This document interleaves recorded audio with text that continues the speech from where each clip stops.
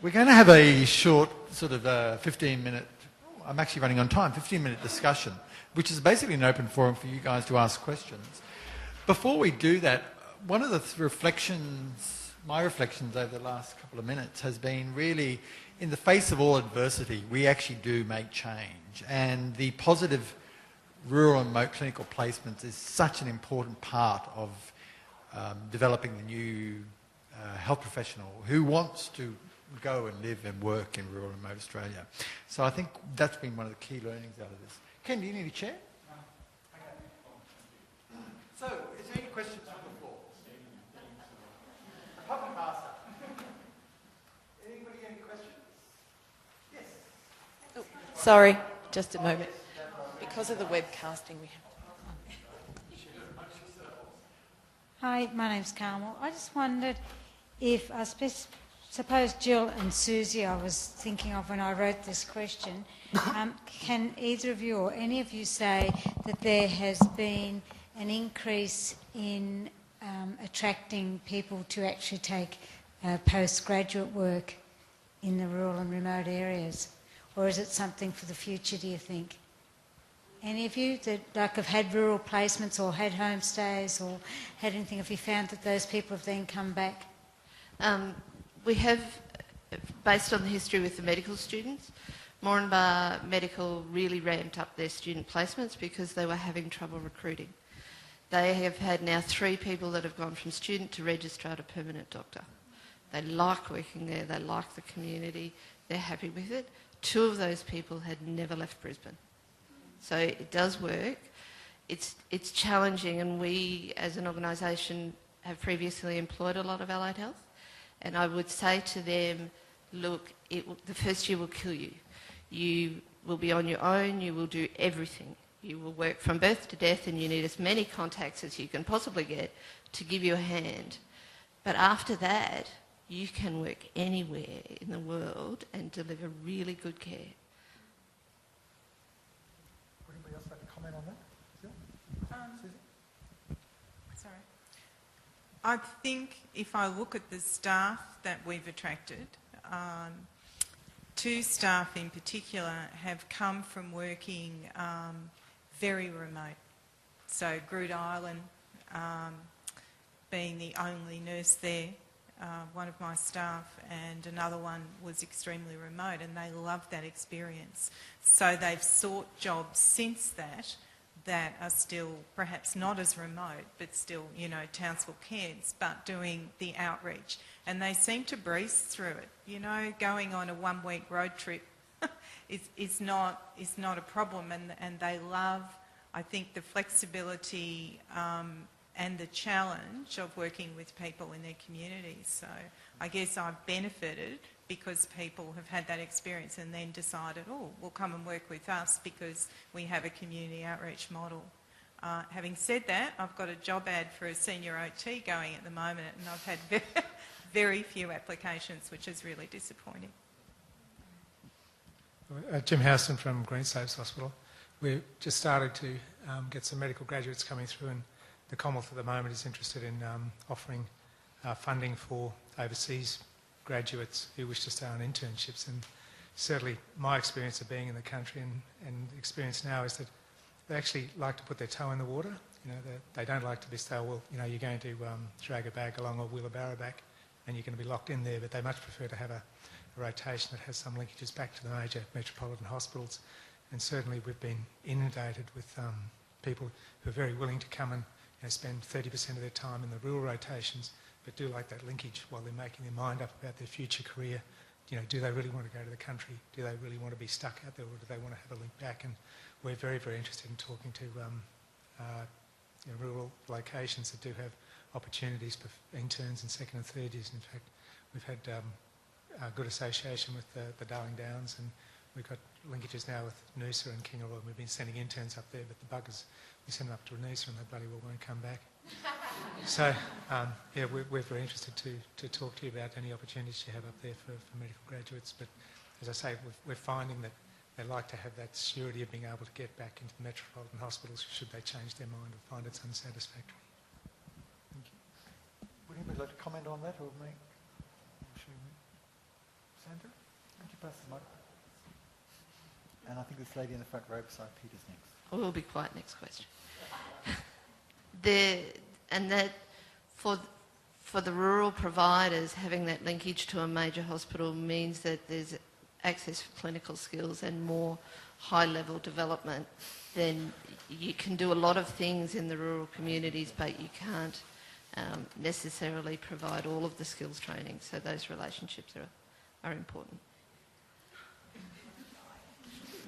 Thank you. Thank you. My name's Jane Thompson. I had a question for Sam because I was interested in what you and Ken were saying about your project and particularly the impact of mentoring and support. And I just thought that seems to be key. In my past work in regional and rural areas, you know, the power of relationships, and I just thought it's about champions and how do we build that? I mean, do you have some learnings out of your work?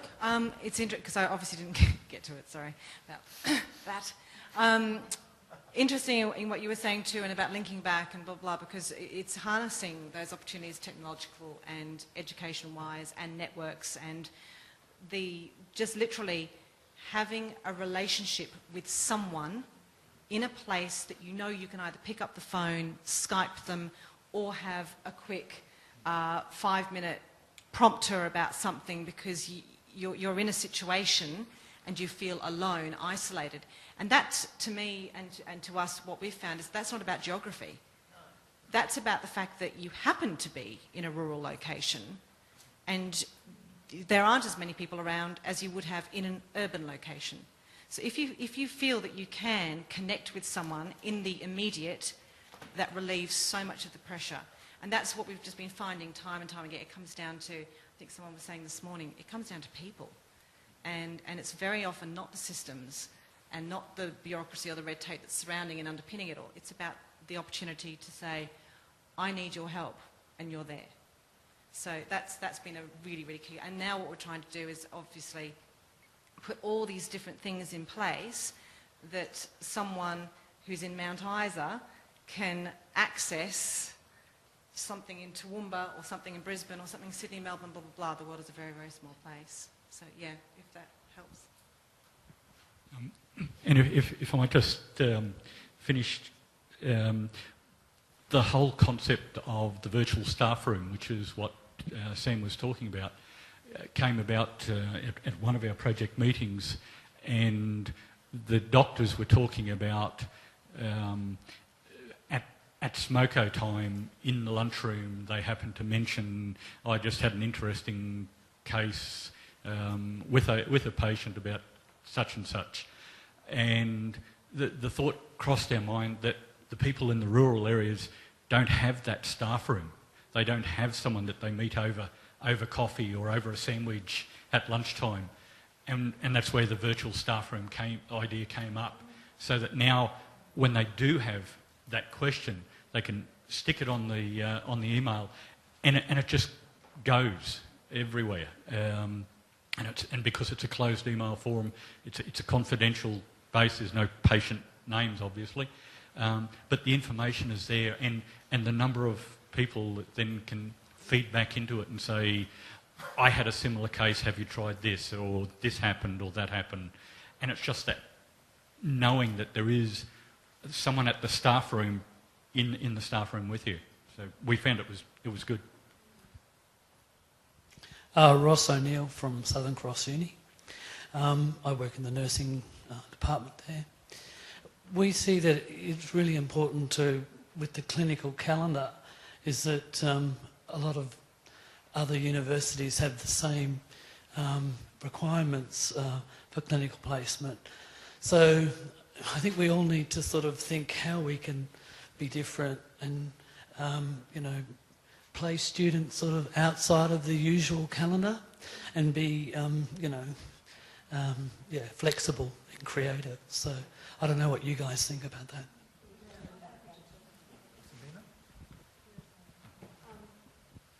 That's indeed what we were thinking was going to be in part different, or part of the innovation in ours was build a service for which students can be part of, and then say to the institution, here's an opportunity to place your students.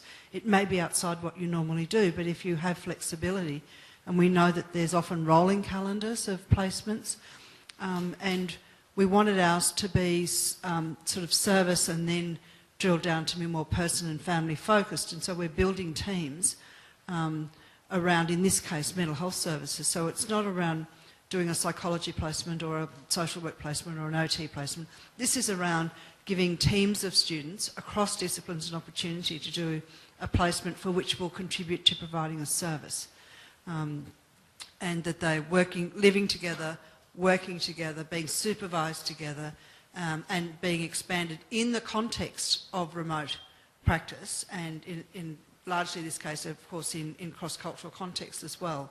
And so that I think you really hit the nail on the head. We have to be, the innovation here is about how do we challenge that, not only in the setting, but in the timing. And so it does allow, if there are, if we are able to configure, and that's what I'm really interested in testing, our next steps, particular services, then there's the opportunity for a range of institutions to say, well, we've got someone who's really interested in that, they could do their placement there in that sort of service. So rather than doing we don't want 2-week placements, we want long placements, because immersion's important. The need to develop capacity, develop confidence, carry a caseload, understand what that's about. So we want longer placements. So the institutions who are happy or willing to work in that sort of reconfigured environment will be able to offer something quite different. Peter, you're next, and then Gemma back. Thanks. Peter Westwood from Griffith University, and I'm also sitting on the Queensland RTN Council. Thanks very much for your presentations. It's fantastic to see what's going on. And if I can just make a couple of observations, it seems like a lot of the things that you're doing are very pragmatic. You're addressing issues around linking clinicians with learners. You're addressing issues around travel and around accommodation, which is obviously, I mean, we've been talking about that for a long time. These are the barriers. They're not new, and there are wonderful opportunities for students to get out and learn, as long as we can overcome some of those barriers. I see some of the strengths that the rural sector's got that we probably don't talk up enough, is the real willingness of the clinicians to engage in education. So much of the discussion in city clinical education is what's it going to cost. And what I was getting from your presentations was that there's a real willingness to really engage, because they see a real need to maintain a sustainable workforce. I see the other things that you guys have got is a real strength around IT and telehealth. And we need to learn better from you guys. We've been trialling, for instance, locally some telesupervision initiatives, but they're hard. And getting the technology working is hard. And again, if we can share that information about how you guys have done it, how it works, we don't need to reinvent the wheel. I think the last thing I just wanted to mention is that it's generally known that regional and rural placements are fantastic. You are there on your own. You do get a breadth of experiences that you wouldn't get if you were very siloed in a large hospital. Part of the challenge, I guess, is making sure that our accrediting bodies also allow our students to go out and have these breadth of placements and actually acknowledge the value of a rural and regional placement, because that's part of the thing that the universities are battling with, where accreditation bodies are coming back to us and saying, you can't send a student there because that placement doesn't fit what we expect a student to get. So I wonder if you've got comments on that. I'm going to hog the floor. Look, there's a lot of work to be done with accrediting bodies to recognise, just get into the modern era of using what every 4-year-old can tell you can use, where you can use FaceTime on the iPhone, to talk to dad every night wherever he's travelling, or mum every night wherever they're travelling in the world, to do their homework, So we know that we can get quality supervision, primary supervision, by using virtual means. And I think that is a major issue to be tackled at the most senior level across quite a few colleges. And there's a strong evidence base for that. We need to move that forward somehow. More carrots, I suspect. I think we really do need to focus on not only the the tick boxes of what this placement's to do. So if I use a nursing analogy, if it's a med-surg a sort of placement, you can do that in a med-surg or set of wards anywhere. But what is it about being in a regional hospital or a rural hospital? What is it about how teams can be configured? What is it about understanding the context of your patient when and their family, they're a long way away? What is it about a raft of, so if we use mental health, what is it about providing healthcare to people where anonymity is impossible and confidentiality is a major challenge on a daily basis? That's just one of the skills that needs to be developed, which is a fabulous set of skills to be able to take forward anywhere. How do you do the Woolworths, consultation in the checkout queue? You don't, but how do you learn how to deal with that? And so it's not a barrier to being able to relocate to an area to provide care, but it's something you can overcome. That applies across every single discipline that works in small communities. So I think that in being able to tease out what does the health profession of the future need to have in their skill set, as opposed to what we currently need, or is recognised as we currently need. Often curriculum is retrospective, not prospective. The telehealth skills, for example, don't appear anywhere in accreditation documents, but it's central to how we practice anywhere in Australia. And so we've been building that into our placements will provide. And students will have this level of experience and they will be able to and develop their confidence and competence in these areas. And I think we can drive some change through that. So there are opportunities, but we have to be really purposeful to do it. We have to remind the supervisors that that's what they're doing, because they can, or they'll get buried in the let's get the checklist done. It's not that they're disinterested, but they won't be saying out loud, this is what you're learning. And if you don't assess it, then it's not valued. And so students won't recognise that's what they're learning either. If I may, Sandy, we've got 2 more questions. We're running out of time. Be quick. Go. I'm bossy bugger. I'm sorry. I think one of the points to pick up on is the long stay placements and looking at getting multiple boxes ticked or multiple placements in one location and really immersing in rural practice, doing your med-surg and your community placement at the same time, and making those relationships and building that work-ready capacity, because one thing that rural can teach is how to cope and how to deal with things that you don't expect. Thank you, Sandy. We've got time for 2 more questions. The gentleman at the back and then Amanda. Andrew McCauley from the Australian Healthcare and Hospitals Association, but commenting with a previous hat on as the Director of Oral Health Services in the Northern Territory. And my question has now sort of become a comment because it's already been answered. The 2 things we found that had the most significant effect in changing students from people who came in for a couple of days and buggered off to people who wanted to come back and did come back and work for us were, 1, the length of the placement. We went from decades of 3-week placements, which by the time they had all their orientation and took a sickie was probably about 9 days on the tools, to 18-week placements where they came and lived and breathed and were part of the furniture. The other thing, and that was possible because of reconfiguration of the undergraduate programs.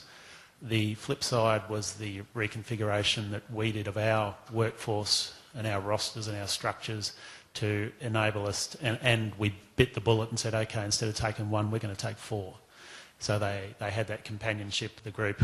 We bit the bullet, broke all the government rules and took a head lease on a flat. So they had somewhere to stay. It was guaranteed. But and we redid our rosters so that they were working with the same supervisors and dental assistants. So that flexibility on both sides to enable those longer supported placements really made the difference. So, sorry, it's a comment more than a... Thank you, Andy. Good comment.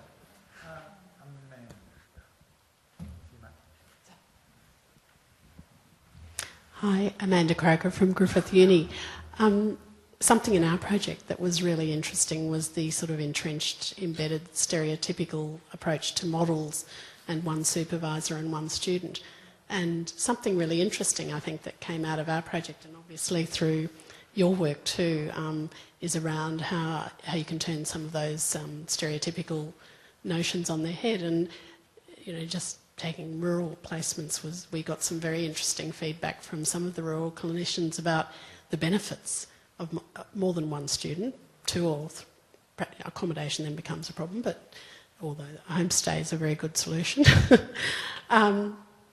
Just the intensity of the rural placement and being with the student all day and then feeling responsible for them at night for their entertainment and their social well-being. And if you have a number of students, they become their own social network, and if they're a number of students embedded in homestay, they even become more integrated into the community. So yeah, I think there's a lot of benefit in putting that notion on its head. It actually takes quite a bit of work you have to reorganise the services or reimagine the services you're going to provide when you engage students in that way, and the supervisors. So it takes, you have to have a project manager to do it, but it's really worthwhile because the end game is you provide more services.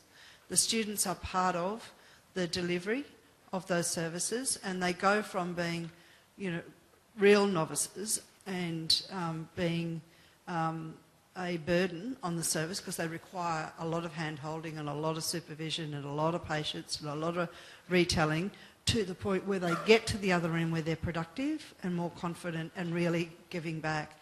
That is a combination of time, structure, supervision, and the business of, you know, and it depends on whether they're sort of undergrad or graduate students. So, you know, is this the first time they've lived away from home? So getting up, getting to work, getting home and getting back to work the next day on their own is a major life achievement, which always amazes me, as opposed to being able to carry the caseload, do what every other health professional in the country, you've got to get there early and you stay late, you have to write your notes and do all of those things, get planned.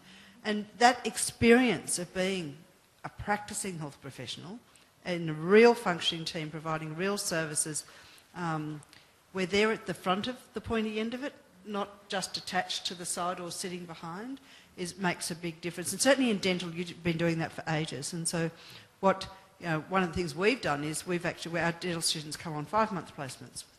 And so they're very productive at the end of that time because the supervisors have got plenty of time to get to know them and get to trust them and extend them and broaden out their capacity. I think the other is they will look after themselves at night. That's not a problem. But we have to direct them into community activities because it's not just having fun, but they need to give back in the communities as well as they're engaged. And that takes some effort. But also mixing them up. You don't want, 3 OTs in this accommodation and 4 dental students over there.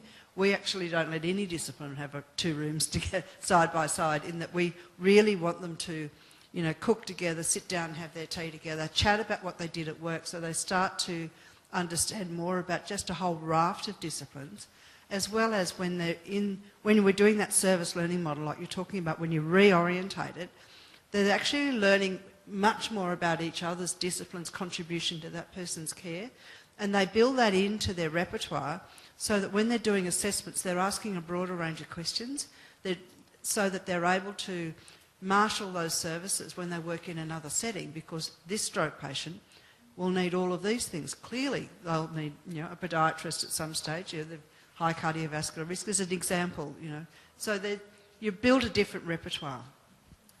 Thank you, Sabina. And probably on that note, probably the take-home message from a lot of this is immersion, understanding and making it as real as possible and giving people a really positive experience. One of the things that really hit home to me was the homestay experience. I'm a country boy, and I've spent most of my career in the country, but it's actually that social network that is around you, either as a health professional and that broader social context which you operate, which actually makes a really wonderful experience, although it's not without its challenges. Can we please thank our panel and our presenters for today? And I strongly urge you to catch up with these people during the break and suck the nuggets of good out of their brains. Cheers.